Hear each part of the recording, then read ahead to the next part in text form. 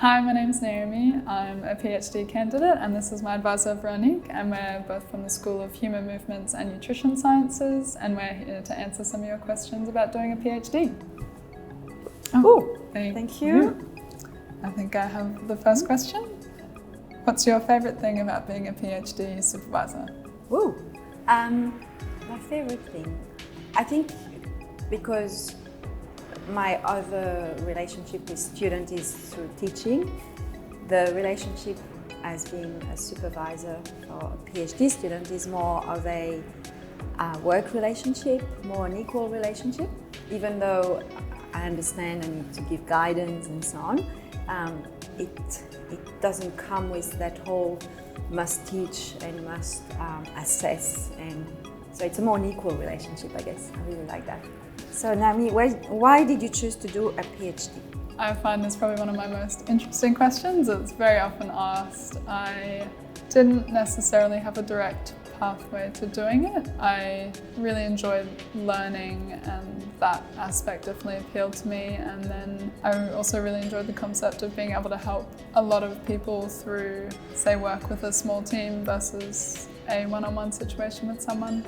By doing a PhD, you have more chance to help many people? Yeah, I suppose if we think about hours in a day, if I work 8 hours on something that may impact hundreds of people versus being able to only see 8 individuals in a day. So how is your PhD different from your undergrad studies? I think it's enormously different. Undergraduate is very much guided learning or very content-based as well, so you're provided information and asked to learn about it or synthesize it, versus the PhD experience for me feels a lot more like a job. There's an aspect of creative freedom, I suppose, but also the independence in learning is much, much more. You're able to, I suppose, prioritize your learning how best fits you, and your advisors are there to help facilitate that for you, and I suppose that personal relationship enhances the experience even more, versus being in a cohort of even say masters of 50 people. You have an advisor that's directly there to help you. We often say that to future PhD students, the transition from undergrad to this kind of higher degree research is that the big step is about learning to be a lot more independent. Having to drive your project can be sometimes daunting.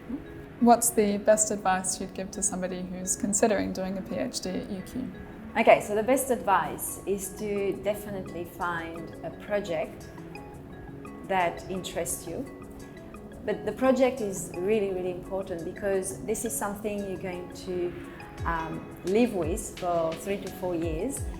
And that is something that needs to motivate you, that needs to keep your curiosity alive, that is going to drive your discipline, your motivation all along, because it will be a rocky road.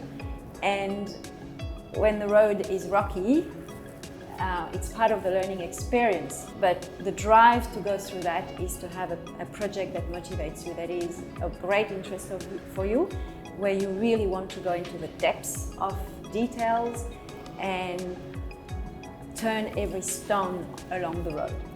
So Naomi, why did you choose to do your PhD at UQ then?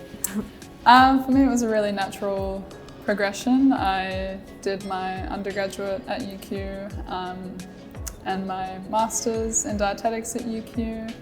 The opportunity presented itself while I was still at uni. That was probably why UQ. So natural progression for you. Yeah, I was already here and the opportunity was good, so I don't need to look elsewhere, I suppose. That's great. Okay, Naomi, how did you come up with your PhD topic? Somewhat unique in that the topic had already been decided on, and it was a scholarship that was available for application to. It seemed really interesting to me, so it was the topic that I decided to apply for and was fortunate enough to get it. So I suppose I didn't necessarily decide on a PhD topic, but I haven't felt that I necessarily needed to, because I suppose a large part of PhD is learning the skills to do research, and it's a process of learning independent of the topic itself. The topic is obviously important for finding your why to continue doing the work every day, but I have been able to find that by just learning more about the field. I think the further you get into it, somewhat the more interesting it becomes. The more you know, the more you don't know, and the more you want to find out more. So didn't decide, but not unhappy about it, that's for sure. But along the way, you are contributing as well to improve the original topic, which is great. I think there's always wiggle room within the topic, and you find out what direction you want to take it in, which is good. What made you decide to be my supervisor? Oh, well, somewhat similar to the... when you undertake a PhD, you're going to be advised by a team of experts in in that field, obviously. And one big quality that is required is to be teachable. In other words, to be able to take feedback well and move forward from that, because advisors will help you, but to be able to take the advice and move forward is a great quality, very important quality, and you had that, so I like that. Naomi, what scholarship have you been awarded, and how did you find out about this? I am on the QUEC scholarship. So the QUEC scholarship is a partnership between the University of Queensland and University of Exeter in the United Kingdom. Loved the idea of the scholarship, particularly because it involved time here in Australia at UQ and then also time over in the UK at the University of Exeter. And there was travel money associated with that, so the opportunity to travel between countries and potentially go to international conferences to present your work was very appealing. And how did you find out about it? Oh, that's right. I found out about it through you. So Veronique was able to share the topic and the scholarship that was available in my last semester of my master's, and she was able to share the topic, share when the scholarship applications were due, which gave me enough time to be able to prepare and apply, and that was everything I needed to be able to get to where I am. So very fortunate in a lot of ways to have finished my master's project with Veronique. What was your own PhD topic? Oh, so I researched in the context of non-alcoholic fatty liver disease, and the nutrition component here was to test a nutraceutical, so a nutrient compound, and looking at in a group of 20 patients with this disease to see what it was doing to their fat accumulation in the liver, to their gene expression, to all sorts of cardiometabolic factors. So it was a clinical trial, basically. For me, what was this experience was about, just we often say that the PhD program is actually a program to learn how to conduct research. When I think back on my PhD, I had the whole process from applying for funding, to receive funding, to apply for ethics clearance, human ethics clearance, which was a very, very lengthy process and difficult process. But I learned how to do that, to then get clearance, to then recruit participants, to then conduct the clinical trials, and then obviously analyze data, write it all up, etc. So I had really, I feel really privileged that I had the full picture in one project, and that then allowed me to take on other projects and taking students to pass on this kind of knowledge. So, how do you think your PhD will benefit you professionally and personally? I'll start with professionally. I think a PhD is a wonderful learning opportunity to develop skills, one in research, so opening up a door to continue research into the future. Within the PhD experience, I've had an opportunity to do teaching or tutoring at an undergraduate level, so I've furthered myself professionally there as well, and just the skills you develop in terms of synthesis of information or appraising research I can take into say, a private practice setting and be able to address various claims or information people put towards you, and you have the skills to be able to go out and research that topic and come back with an informed piece of advice for that person. Professional development is somewhat limitless in ways. You can take it as far as you want.